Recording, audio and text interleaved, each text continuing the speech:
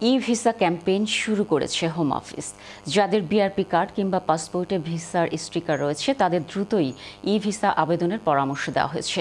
চলতি ডিসেম্বর মাসে এই আবেদনের শেষ সময় ছিল, তবে এ কার্যক্রম পুরোপুরি সম্পন্ন না হওয়ায় ই ভিসা আবেদনের তারিখ ৩১ মার্চ পর্যন্ত বাড়ানো হয়েছে।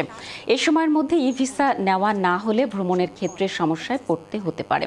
কাজ কিংবা যে কোনো ইমিগ্রেশন বিষয়ে ই ভিসা গুরুত্বপূর্ণ, ফলে নির্দিষ্ট সময়ের মধ্যে ই ভিসা আবেদন আবশ্যকীয় বলে জানিয়েছে হোম অফিস।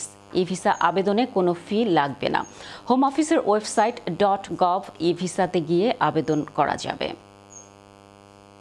কম্পিউটার অথবা যে কোনো ইন্টারনেট থাকা ডিভাইস প্রয়োজন হবে। প্রয়োজন হলে কারো কাছ থেকে ধার করতে পারেন।